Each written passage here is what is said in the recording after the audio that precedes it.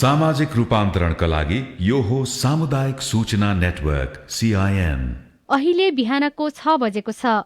सामुदायिक सूचना network CIN बाट अब प्रसारण हुँदैछ साझा खबर।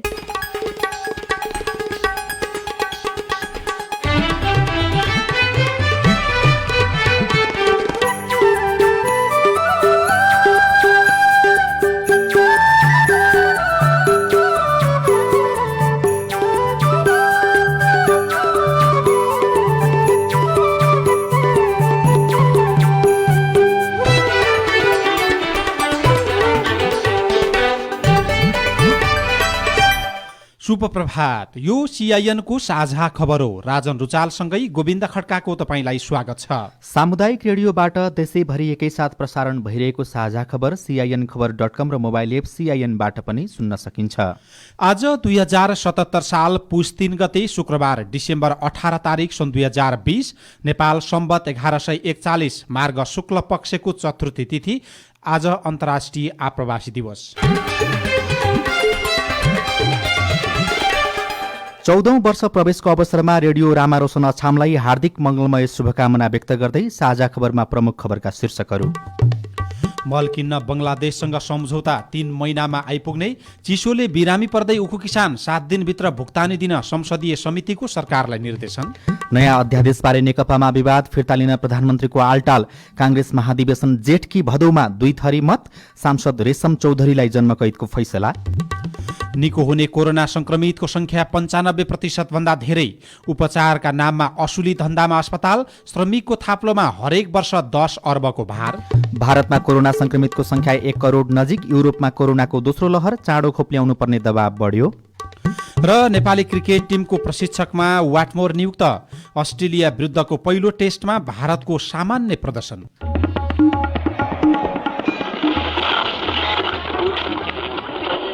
सयौं रेडियो, हजारौं रेडियो कर्मी र करोडौं नेपालीको माझमा यो हो सामुदायिक सूचना नेटवर्क CIN।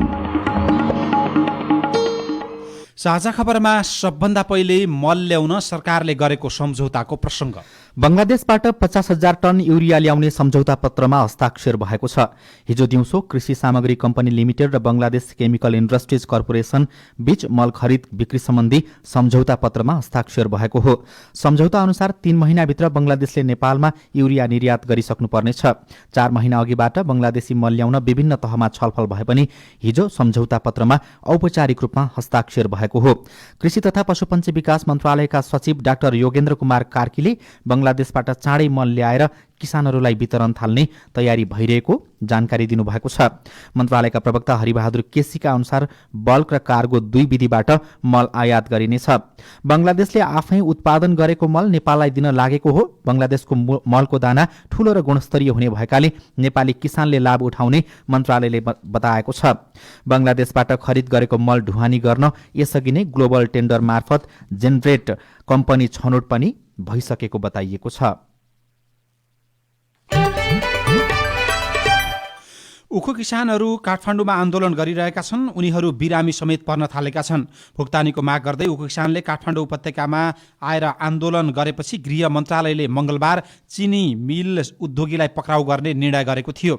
उद्योग मन्त्रालय तथा आपूर्ति मन्त्रालयको सम्पर्कमै रहेका उनीहरू पक्राउ भने अहिलेसम्म परेका छैनन्। संघीय संसदको उद्योग वाणिज्य तथा आपूर्ति तथा उपभोक्ता हित समितिले हिजो 7 दिनभित्र भुक्तानी व्यवस्था गर्न उद्योग वाणिज्य तथा आपूर्ति मन्त्रालयलाई निर्देशन समेत दिएको छ। तर कार्यान्वयन कहिले हुने हो त्यो पनि निश्चित छैन। यसैका कुनै पनि निर्देशन कार्यान्वयन भएका छैनन्। आन्दोलनरत किसानहरू भने चिसोले बिरामी पर्न थालेको बताइरहेका छन्। 2070 देखि 2076 सालसम्म मधेस र नवलपरासी सहितका 20,000 भन्दा धेरै किसानले बेचेको उखुको मूल्य अझैसम्म पाएका छैनन्। भुक्तानीको माग गर्दै 34 पटकसम्म आन्दोलन गर्न काठमाडौँ आएको किसानहरूले बताएका छन्। आफ्नो उत्पादनको मल पाउन उखु किसानको शास्ति निकै कठिन भएको उनीहरूको अनुभव छ। पैसा के हैरान के चलते 71 साल के पैसा हमारा और बाकी है। हम पढ़ा तकी तमन सब कल से न जाबा तो पैसा न मिलतो कह के। अभी तो मिली तो 10,000 रुपया लेके ली खर्च करे कि कई दिन हमरा रहे के होते कर्जा लेके ली। हम हमरा रोड पर सुते को होते रोड पर सुतबे। हमरा यहाँ 4-4 लाख 5-5 लाख कोनो के 18 लाख रुपया आज तक है। 5-5 बरस से कर्जा काट के खाई थे।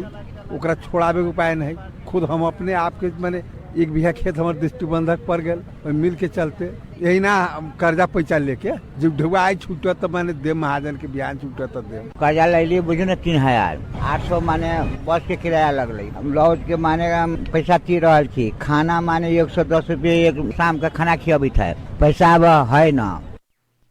संघीय संसदको उद्योग वाणिज्य तथा श्रम तथा उपभोक्ता हित समितिले भने उखु किसानको भुक्तानी 7 दिनभित्र दिलाउने व्यवस्था गर्न सरकारलाई निर्देशन दिएको छ।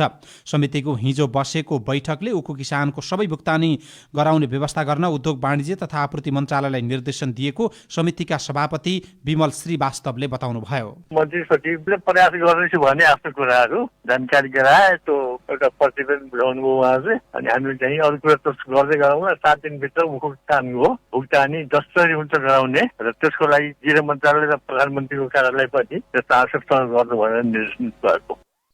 राजनीतिक दलका नेताहरूले उखु किसानको आन्दोलनमा ऐक्यबद्धता जनाएका छन्, तर उद्योग मन्त्री लेखराज भट्टका अनुसार कारबाही गर्न नेताहरूबाटै दबाब आइरहेको प्रतिक्रिया आएको छ। कतिपय पत्रकारले समेत कारबाही नगर्न र उनीहरूलाई छुटाउन दबाब दिइरहेको उद्योग मन्त्रीको भनाइ छ।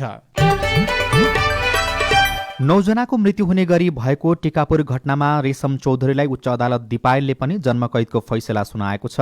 उच्चका न्यायाधीशद्वय टेकनारायण कुँवर र सीताराम मण्डलको इजलासले बुधबार चौधरीलाई जन्मकैदको फैसला सुनाएको हो। यसअघि कैलाली जिल्ला अदालतले जन्मकैदकै फैसला गरेको थियो।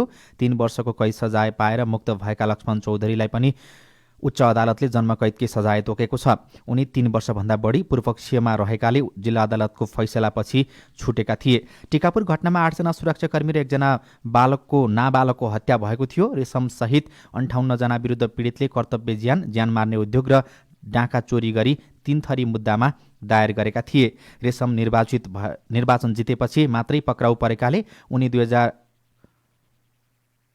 2074 साल फागुन 13 गते र अरू सबैजना भदौदेखि चैतको बीचमा मात्रै जेलमुक्त 94 साल फागुन 13 गते र अरू सबैजना 2092 सालको भदौदेखि चैतको बीचमा मात्रै जेलमुक्त हुनेछन्।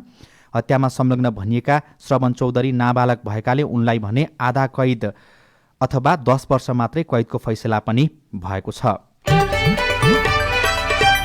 संवैधानिक परिषद सम्बन्धी अध्यादेश फिर्ता लिन स्थायी कमिटिको निर्णयलाई प्रधानमन्त्री एवं पार्टी अध्यक्ष केपी शर्मा ओलीले चुनौती दिनुभएको छ। स्थायी कमिटिले निर्णय गर्यो, तर उहाँले फिर्ता भने अझै लिनुभएको छैन।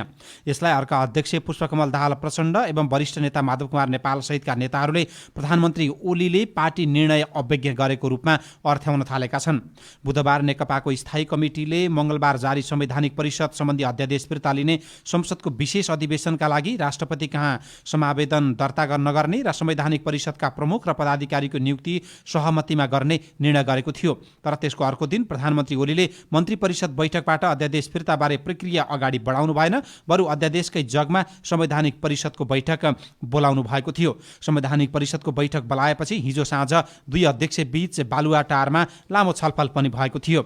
बालुवाटारको छलफलमा अध्यादेश फिर्ता गर्ने निर्णय भइसक्यो, तर तपाईले त्यही अध्यादेश अनुसार मन्त्री परिषदको बैठक बोलाउनु भएको छ, किन फिर्ता लिनु भएन भनेर प्रचण्डले प्रश्न गर्नुभएको थियो। जवाबमा प्रधानमन्त्री ओलीले अध्यादेश फिर्ता लिन्छु, तर यसमा राष्ट्रपति पनि जोडिएकाले राष्ट्रपतिसँग परामर्श गरेपछि मात्रै अध्यादेश फिर्ता लिने बताउनु भएको थियो। अध्यादेशका विषयमा मन्त्री परिषदको बैठक हिजो साँझ बसेको थियो, तर त्यसमा कुनै छलफल नभएको मन्त्रीहरूले बताएका छन्। नेकपाले अध्यादेशका विषयमा थप छलफल गरे पनि नेताहरू 2 ध्रुवमा बाँडिएका छन्। आगामी फागुनमा महाधिवेशन नहुने निश्चित भइसक्दा पनि कांग्रेसले अर्को तालिका ल्याएको छैन। वरिष्ठ नेता रामचन्द्र पौडेल पक्षले मङ्सिरभित्र क्रियाशील सदस्यताको टुङ्गो लगाउन सके फागुनमा महाधिवेशन गर्न सकिने अडान राख्दै आएको थियो, तर पुस लागिसक्दा पनि सदस्यता वितरण र नवीकरणको काम सकिएको छैन। पौडेल पक्षीय नेताहरू महाधिवेशन जेठसम्म सार्न तयार हुने बताएका छन्। कार्तिक 28 गतेको केन्द्रीय कार्यसमिति बैठकमा पूर्व महामन्त्री कृष्ण प्रसाद सिटौलाले जेठमा केन्द्रीय महाधिवेशन गर्ने गरी तालिका संशोधन गर्न प्रस्ताव राख्नु भएको थियो, तर संस्थापन पक्षले भने महाधिवेशन भदौमा गर्ने भन्दै आएको छ। पौडेल पक्षको जोड भने जेठमै देखिएको छ। यसैबीच नेता शेखर कोइरालाले सीआईएनसँग कुराकानी गर्दै जेठसम्ममा महाधिवेशन गर्नुपर्ने बताउनु भएको छ। अब हामीहरूले अधिवेशन गर्न ढिलाढाली गर्यौं, कोरोनालाई कारण देखायौँ भने त्यो गलत हुन्छ जस्तो लाग्छ। तर संस्थापन त ढिला नै गरिराखेको छ, हरेक कामहरू हेर्दाखेरि, गतिविधि हेर्दाखेरि। तपाईँले ठिकै भन्नुभयो, ढिला भइरहेको छ। हामी आफूलाई लोकतान्त्रिक पार्टी भन्छौँ। लोकतन्त्रको मूल कुरा के हो भने आवधिक समयमा समय-समयमा तोकिएको मितिहरूमा कामहरू गर्नु हो होइन। र अधिवेशन भनेको पनि तोकिएको मितिमा हुनु पर्यो। त्यसकारण अधिवेशन सर्यो भने पनि जति छिटो हुन सक्छ त्यति छिटो गरेर नेतृत्व चयन गरेर जानुपर्छ। चैतमा, वैशाखमा, जेठमा कहिले भन्न खोज्नु भयो तपाईँले? सङ्केत चाहिँ कहिलेको? कुनै पनि हालतमा हामीले जेठभित्र गरिसक्यौँ। नेपाली काङ्ग्रेस संसदीय दलको बैठक आज बस्ने भएको छ। आज बिहान 10:30 बजे संघीय संसद भवन नयाँ बानेश्वरमा बैठक बोलाइएको काङ्ग्रेस संसदीय दलले जनाएको छ। बैठकमा संसद अधिवेशन लगायत समसामयिक राजनीतिक विषयमा छलफल हुने काङ्ग्रेस सांसद मिनेन्द्र रिजालले जानकारी दिनुभयो। सभापति शेरबहादुर देउवाको बुढानीलकण्ठस्थित निवासमा अस्ति बसेको वर्तमान र पूर्व पदाधिकारीको बैठकले संघीय संसदको अधिवेशन चाँडै बोलाउन माग गरेको थियो। संसद बोलाउने संवैधानिक समय सीमा 15 दिन बाँकी छँदा समेत सरकारले ढिलाइ गरेको प्रति काङ्ग्रेसले विरोध जनाएको छ।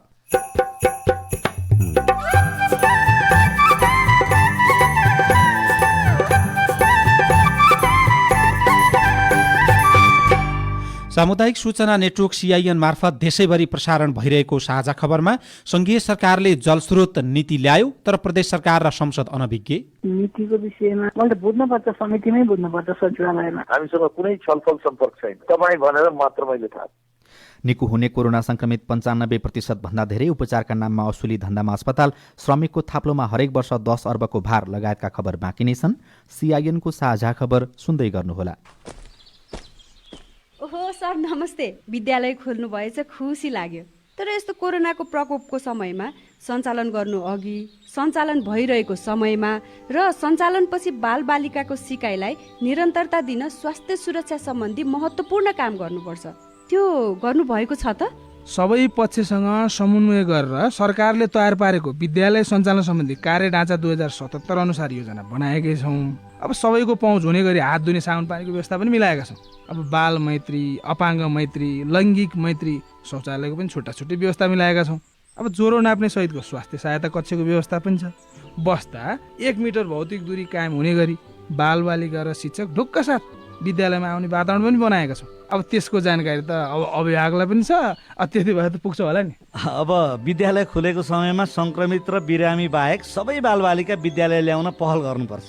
तपाईँले भनेको बाहेक विद्यालयमा मास्कको अनिवार्य प्रयोग गर्ने, कक्षा कोठामा पर्याप्त प्रकाश र दुवैतिरबाट हावा चल्ने गरी झ्यालढोका खुल्ला राख्नुपर्छ। विद्यालयमा सबैले देख्ने गरी कोरोना भाइरसबाट बच्न अपनाउनु पर्ने सावधानीका बारेमा समावेशी र बालमैत्री सूचना सहितको पोस्टर पम्पलेट पनि टाँस्नुपर्छ। पाठ्यवस्तु समायोजन ढाँचा 2077 अनुसारको वार्षिक कार्यतालिका र पठन पाठनको योजना तयार गरी कार्यान्वयन गर्नुपर्छ। अब विद्यालय सञ्चालन भएपछि योजना बमोजिम कार्यान्वयन भए नभएको अनुगमन गर्ने र आवश्यकता अनुसार मनोसामाजिक परामर्शदाताको व्यवस्था गरी परामर्श सेवा दिने पनि व्यवस्था मिलाएको छ है। ल गजब गर्नुभएको रहेछ। केही गरी पुनः विद्यालय बन्द गर्नु परेमा नेपाल सरकार शिक्षा विज्ञान तथा प्रविधि मन्त्रालयको सिकाइ सहजीकरण निर्देशिका अनुसार वैकल्पिक सिकाइका माध्यम अपनाएर विद्यार्थीको सिकाइमा जोड दिनुहोला।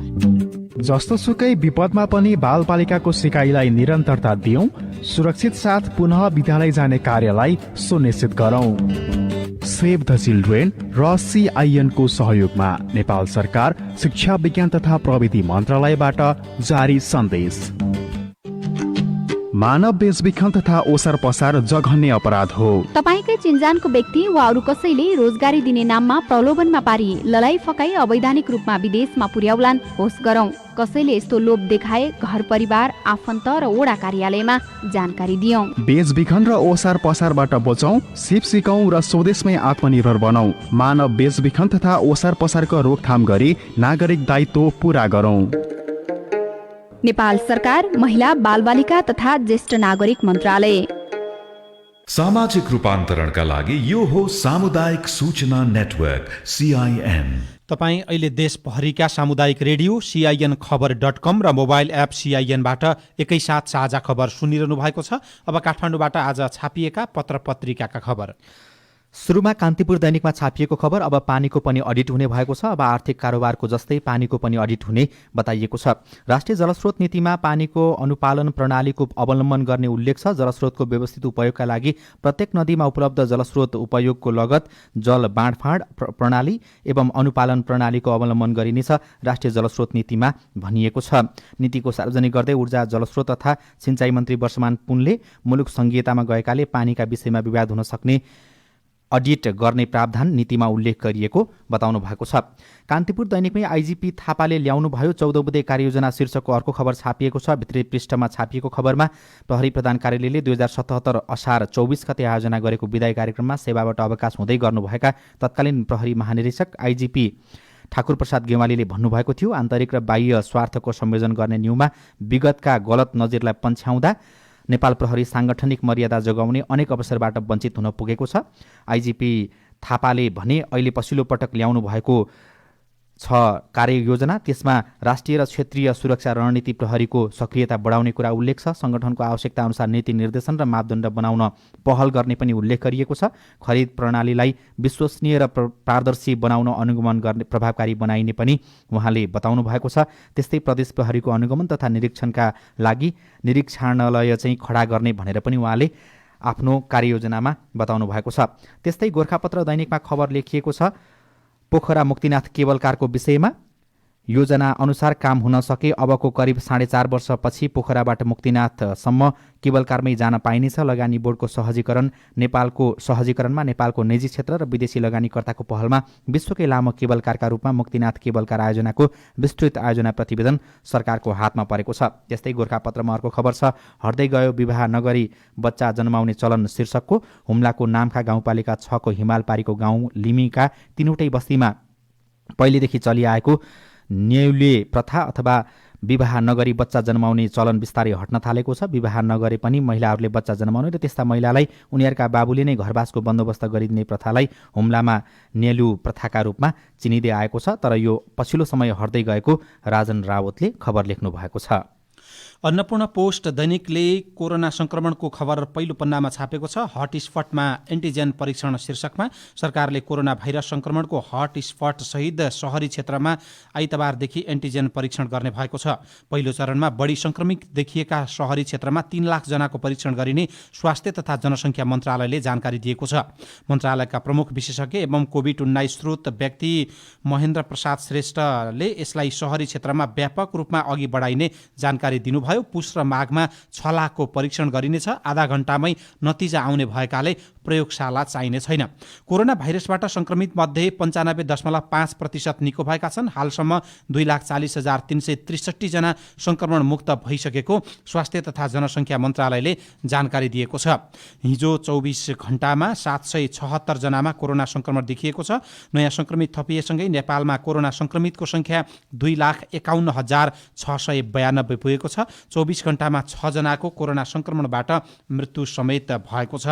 नयाँ पत्रिका दैनिकले कोरोना उपचारका नाममा अस्पतालको धन्दा शीर्षकको खबर छापेको छ। सरकारले निर्णय विपरीत कान्तिपुर डेन्टल कलेज शिक्षण अस्पताल एवं रिसर्च सेन्टरले कोरोना संक्रमित एक वृद्ध एकल महिलालाई उपचार शुल्क बन्दै 5,38,585 रुपियाँको बिल दिएको छ। त्यति मात्रै होइन, संक्रमितको उपचार बापत सरकारले दिने अनुदान रकम हत्याउन त्यही बिल स्वास्थ्य मन्त्रालयमा समेत पेश गरेको प्रमाण फेला परेको अर्जुन अधिकारीले लेख्नु भएको छ। राजधानी दैनिकमा नेकपा सङ्कट समाधानका लागि युवा नेताको सक्रियता शीर्षकको खबर छ। सत्तारूढ दल नेपाल कम्युनिस्ट पार्टीभित्र देखिएको सङ्कट समाधान गर्न दोस्रो तहका युवा नेताले प्रभावकारी पहल थालेका छन्। प्रधानमन्त्री एवं अध्यक्ष केपी शर्मा ओलीले ल्याएको अध्यादेश परिषद सम्बन्धी अध्यादेश र अर्का अध्यक्ष पुष्पकमल दाहाल प्रचण्ड र माधव कुमार नेपाल समूहको विशेष अधिवेशनको मागपत्र फिर्ता गराएर पार्टीभित्रको गम्भीर सङ्कट रोक्न सफल भएका युवा नेताले पार्टीलाई एक राख्न थप सक्रियता देखाउन थालेको खबरमा उल्लेख छ। साझा खबरमा अब हेलो सिआइएन स्नेहा कर्णबाट। नमस्ते, म सुबिन्दर तामाङ हो। म नुवाकोट डुप्चेश्वर गाउँपालिकाबाट वडा नम्बर 2 गाउँघरका। म चाहिँ विदुर नगरपालिका वडा नम्बर 7 टुप्चेमा पर्छु।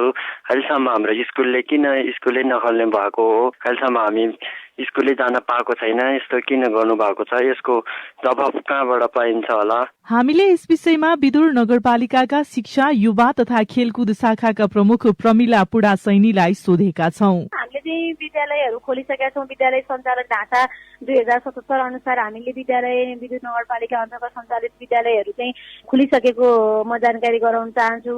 अब त्यसमा चाहिँ टुप्चेमा भएको अब कुन स्कुल हो, अब चन्नेश्वरी हो कि बा अर्को कुन स्कुल हो, उहाँले स्कुलको नाम हामीलाई बताउनु भएको भए अझ सजिलो हुन्थ्यो। त्यहाँ स्कुलको प्रलाई नै मैले डाइरेक्ट कन्ट्याक्ट गरेर किन विद्यार्थीहरूको खोजी गर्नु भएको छैन भनेर म भन्दथेँ होइन। उहाँले टुप्चे मात्र भन्नुभयो, स्कुलको नाम बताउनु भएन।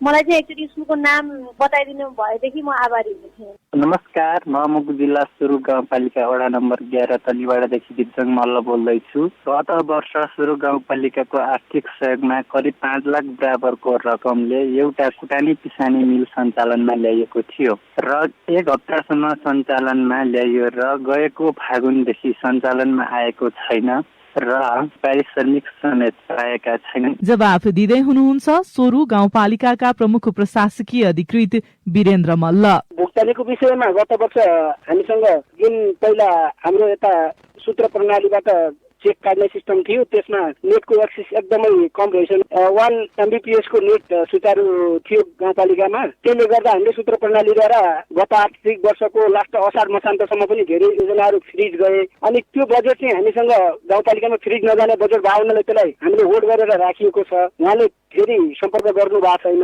बजेट यदि पाउनु भएको छैन भने उहाँले सिधै सम्पर्क गरेर पालिकामा अनि उहाँले बिल भरपाई उठाएर ल्याउँदाखेरि हामी त्यसको भुक्तानी दिने कुरा भइहाल्यो। यदि बिग्रेको छ भने उहाँले यसरी बिग्रो उसरी बिग्रो भनेर त्यो उपभोक्ता समितिले जब समुदायलाई हस्तान्तरण गर्दैन तबसम्म उपभोक्ता समितिकै जिम्मा हुन्छ। हामीले अब भुक्तानी गर्दा उहाँले भुक्तानी रोकिदिन पर्यो। मिल बिग्रिएको छ भने मिल हामीले सुचारू गर्न लगाएर बल्ल पैसा चाहिँ हामी भुक्तानी दिन सक्छौँ। तपाईँ जुनसुकै बेला हाम्रो टेलिफोन नम्बर 015260 मा फोन गरेर दिइएको निर्देशन अनुसार आफ्नो विचार, गुनासो, प्रश्न तथा प्रतिक्रिया रेकर्ड गर्न सक्नुहुनेछ। अब विदेशका खबर। चीनको एक मानव रहित अन्तरिक्ष यान चन्द्रमाबाट चट्टान र धुलो लिएर हिजो पृथ्वीमा फर्किएको छ। यो सँगै चन्द्रमाबाट माटो र ढुङ्गा ल्याउने अभियानमा चीनले सफलता प्राप्त गरेको छ। सन् 1970 को दशक यताकै चन्द्रमामा पुगेर फर्किएको यो पहिलो सफल चन्द्र अभियान बनेको चीनले दाबी गरेको छ। चीनमा मानव बस्न सक्ने र मानव उत्पत्ति र मानवको विकासका विषयमा थप अध्ययन गर्ने चीनले भनेको छ। भारतमा कोरोना भाइरसबाट संक्रमितको संख्या हिजोसम्म 1 करोड नजिक पुगेको छ। विगत 24 घण्टाको अवधिमा भारतमा 24,000 नयाँ संक्रमित फेला परेपछि कोरोना संक्रमितको संख्या 79,56,557 पुगेको भारतीय सञ्चार माध्यमले लेखेका छन्। अमेरिकामा हिजो एकै दिन कोरोना भाइरस संक्रमणका कारण 3,700 जनाको मृत्यु भएको छ। युरोपेली युनियनमा आबद्ध मुलुकहरूमा यस वर्षको अन्त्य हुनु अघि नै कोरोना भाइरस विरुद्धको खोप लगाउन थाल्ने प्रतिबद्धता युरोपेली नेताहरूले व्यक्त गरेका छन्। युरोपमा कोभिडको दोस्रो लहरले जनजीवन अस्तव्यस्त बनाउन थालेसँगै जति छिटो खोप ल्याउनु पर्ने दबाव पनि बढेको छ।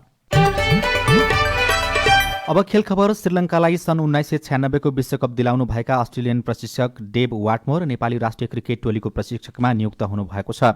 टेस्ट मान्यता प्राप्त श्रीलङ्का, बंगलादेश, पाकिस्तान र जिम्बाब्वेको प्रशिक्षण सम्हालिसक्नु भएका 66 वर्षका वाटमोरले नेपाली क्रिकेट टोलीको मुख्य प्रशिक्षकको जिम्मेवारी सम्हाल्नुहुने भएको हो। नेपाल क्रिकेट संघ क्यानले हिजो विज्ञप्ति जारी गर्दै अन्तर्राष्ट्रिय र व्यावसायिक क्रिकेटमा पनि संयौं सफलता दिलाउनु भएका वाटमोरलाई प्रशिक्षकको जिम्मेवारी दिएको जनाएको थियो। क्यानले उहाँसँग 1 वर्षको सम्झौता गरेको छ, तथापि आपसी सहमतिका आधारमा सम्झौता थपिन सक्ने क्यानका सचिव अशोकनाथ प्याकुरेलले जानकारी दिनुभएको छ। र भारतीय कप्तान विराट कोहली जीवनदानसँगै रनआउट भएको डे नाइटको पहिलो टेस्टमा हिजो घरेलु टोली अस्ट्रेलिया विरुद्ध भारतले सामान्य प्रदर्शन गरेको छ। डे नाइटको पहिलो टेस्टको पहिलो दिन सकिँदा पाहुना टोली भारतले एडिलेडमा 233 रन बनाउँदा 6 विकेट गुमाइसकेको छ। संघीय सरकारले ल्याएको जलस्रोत नीति र त्योसँग जोडिएको व्यवस्था र अरू सरकार र संसदसँगको समन्वयबारे रेडियो रिपोर्ट, अरू खबर र कार्टुन पनि बाँकी छ। CIN को साझा खबर सुन्दै गर्नुहोला। काका नमस्कार। कति राम्रो चिटिक्क परेको घर बनाउनु भएको। घरको पुनर्निर्माण त सम्पन्न गराउनु भएछ है काका? सक्यो नानी, सरकारले भूकम्प पीडितहरूलाई सुरक्षित घर बनाउन दिएको अवसरको सदुपयोग त गर्नु पर्यो नि। घरको अन्तिम निरीक्षण गराउनु भयो त? मैले त तेस्रो किस्ता नि लिइसके त नानी, के फेरि निरीक्षण गराउनु पर्छ र? तेस्रो किस्ता लिइसकेपछि पनि घरको पुनर्निर्माण सम्पन्न गरेपछि पहिले जस्तै प्राविधिक बोलाई घरको अन्तिम प्राविधिक निरीक्षण गराउनु पर्छ नि काका। प्राविधिकले निरीक्षण गरेर ठिक छ भनेपछि आफ्नो वडा कार्यालयमा सम्पर्क राखी निर्माण सम्पन्न प्रमाणपत्र समेत लिनुपर्छ। यी सबै गरेपछि मात्र पुनर्निर्माणको प्रक्रिया पूरा हुन्छ नि। ए यो कुरो त मलाई थाहा नै थिएन नि। अब भोलि नै प्राविधिक बोलाएर घरको चेकजाँच गराउँछु र निर्माण सम्पन्नको प्रमाणपत्र लिएर ढुक्क भएर बस्छु। राष्ट्रिय पुनर्निर्माण प्राधिकरण भूकम्पीय आवास पुनर्निर्माण आयोजना सिंहदरबार काठमाडौँ। हे जाडो बेला हिमालयमा हिउँले चिसो, पहाडमा तुषारोले, मधेस शीतलहरले, गाने दाइको कामै हजुर सूचना र सन्देश दिने, चिसोबाट क्यारी बस्ने सुन्नुस् गाउँ सहरले। र्याई र्याई सारङ्गी तारा चिसोबाट जोगिनुस् हजुर। दिउँसो भन्दा साँझ बिहान चिसो हुन्छ धेर, न्यानो लुगा लगाएर हिँडौँ बाहिर फेर।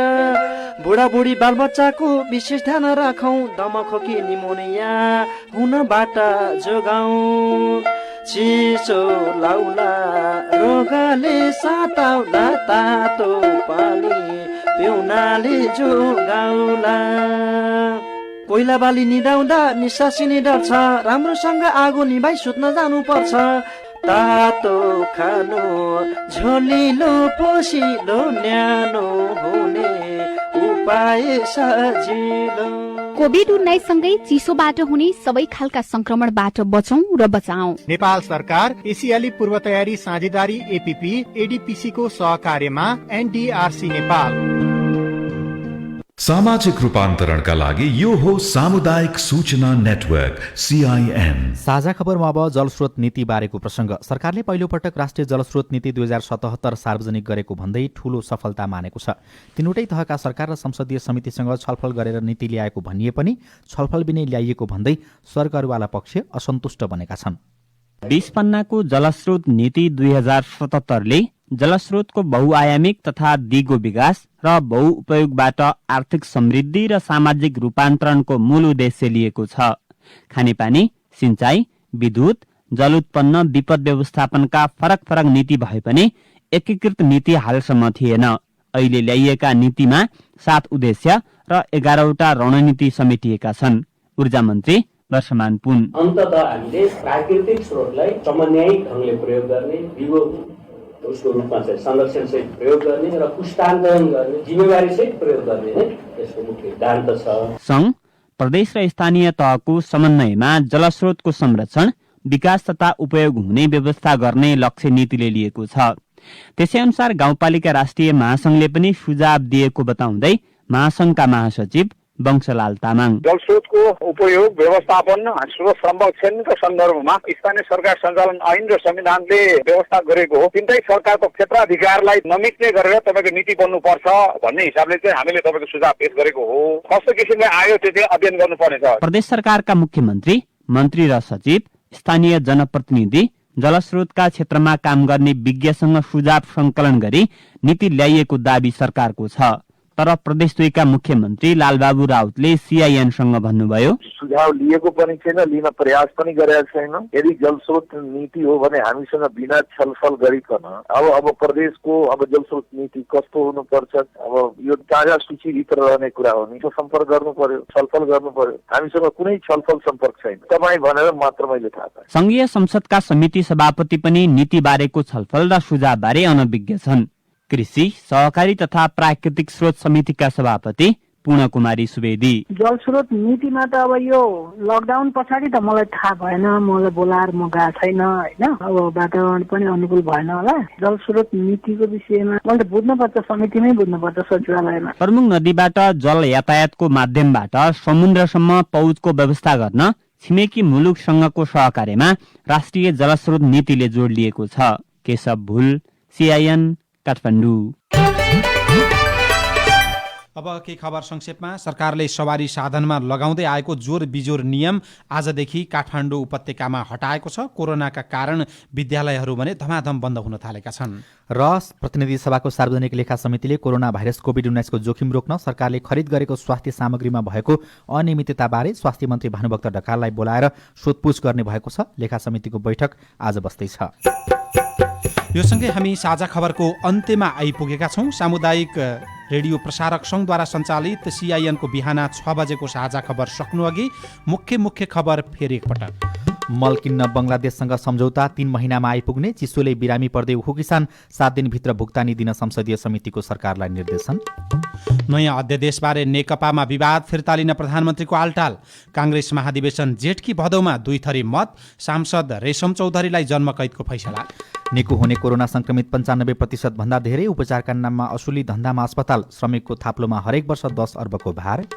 भारतमा कोरोना संक्रमितको संख्या 1 करोड नजिक। युरोपमा कोरोनाको दोस्रो लहर, चाँडो खोप ल्याउन दबाब बढ्यो। र नेपाली क्रिकेट टिमको प्रशिक्षकमा वाटमोर नियुक्त। अस्ट्रेलिया विरुद्धको पहिलो टेस्टमा भारतको सामान्य प्रदर्शन।